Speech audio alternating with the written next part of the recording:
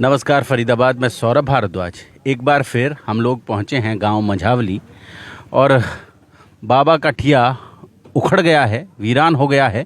लेकिन आप ये देखें, यहाँ एक तंबू तन गया है और लगातार बजरंग दल के कार्यकर्ता जो हैं, जो हिंदू जागरण मंच के कार्यकर्ता हैं, जो सनातनी परंपरा के लोग हैं, वो यहाँ मांग कर रहे हैं कि बाबा के खिलाफ सख्त कार्रवाई की जाए। जी, क्या नाम आपका?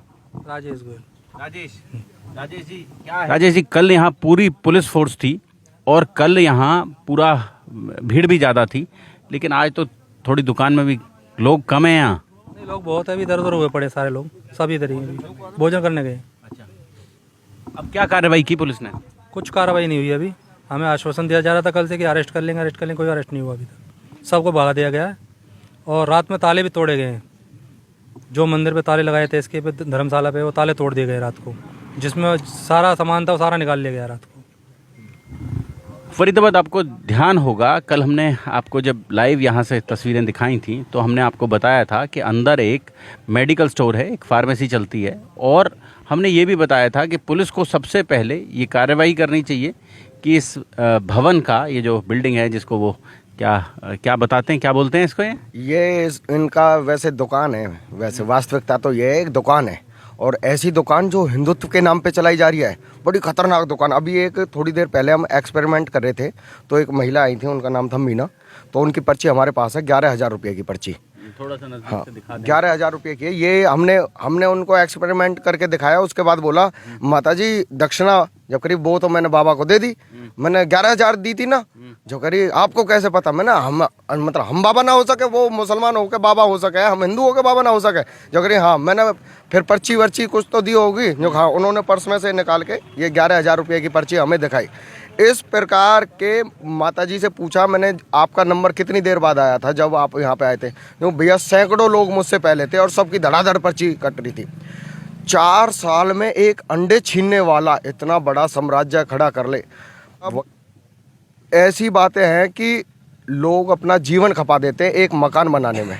4 साल में इतना बड़ा साम्राज्य, 8-7 प्लॉट है, 4-4, 5-5 लाख रुपए की बाइक है, इनोवा जैसी गाड़ियां हैं, लग्जरी लाइफ वो जी रहा है। और किस नाम से? हिंदुत्व के नाम से। मैंने उनसे पूछा, आपको पता है इसका नाम सरफराज है? उन्होंने कहा नहीं, हमें नहीं पता इसका नाम सरफराज है। और कल पूरी रात हम यहाँ पे रहे। हमने प्रशासन से बोला था कि हम वहाँ पे चौकसी करेंगे। जो हमने जब हम लोग थे यहाँ, हमने ये कहा था कि मीडिया यहाँ मौजूद है, आप वीडियोग्राफी कराइए इसकी और ताले खुलवाइए हमारे सामने, और अंदर पता तो चले क्या क्या है। तो उस समय पुलिस ने यहाँ से सब लोगों को जाने के लिए बोल दिया था कि आप जाइए, हम लोग यहाँ जैसा मौका होगा उस तरह की कार्रवाई करेंगे, इस तरह का आश्वासन दिया गया था। उसके बाद क्या हुआ? उसके बाद हुआ ये कि हम मतलब पूरी रात यहाँ काटने के बाद सुबह गए वहाँ पे देखने के बाद कि कितने पुलिसकर्मी वहाँ पे हैं, तो 2 पुलिसकर्मी वहाँ पे मौजूद थे। तो वहाँ पे हमने देखा वहाँ पे ताले ही नहीं थे। मैंने कहा, बाबूजी ये क्या रात को चोरी करा दी क्या यहाँ से आपने? जब कहते हैं कि नहीं। मैंने, बाबूजी ताले कहाँ हैं? जब कहते हैं अरे ताले तो यहीं थे। ताले हमने फिर वहाँ पे देखे उनके साथ जाके, तो ताले वहीं पे टूटे पड़े थे। मैंने, बाबूजी इसलिए आप हमें नहीं आने दे रहे थे क्या? कहीं ना कहीं प्रशासन उनसे मिला हुआ है।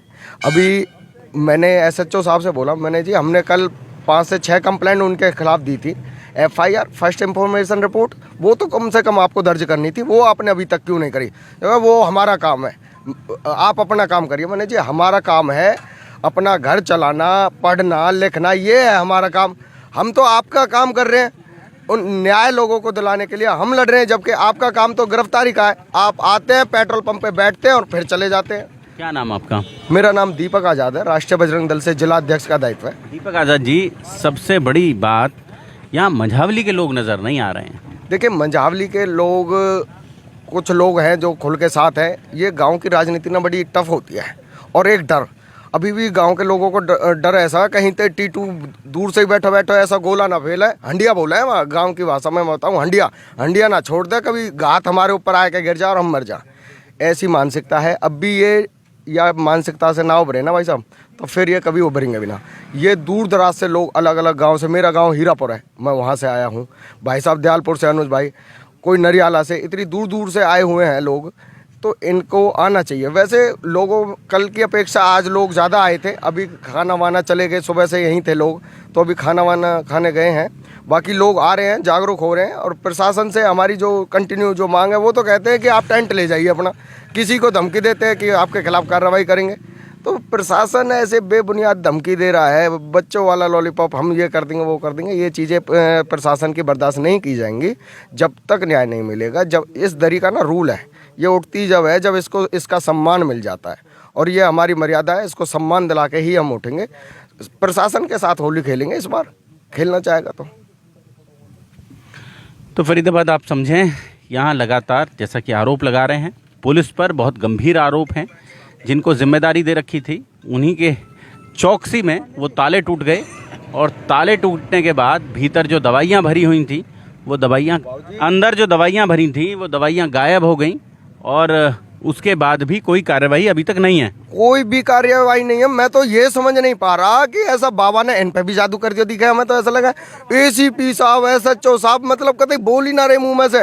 यूँ तो मतलब ऐसा जानो जैसा कोई सरकार का इतना तगड़ा प्रेशर है इनके ऊपर कि आपको कुछ बोलना ही नहीं है, आपको बस जाना और पेट्रोल पंप पे बैठना। उनके पास भी नहीं जाना, हमारे पास भी नाम है, पेट्रोल पंप पे पता ना क्या दब रहा हो। अरे भाई सरकार को ना बगदूर पैसा बहुत है, दुनिया को हमारे जैसे नहीं बहुत फर्क हो, मोटर दे रहे। जोड़ेंगे फरीदाबाद आपको शहर की ऐसी ही और महत्वपूर्ण खबरों के साथ। बहुत बहुत धन्यवाद।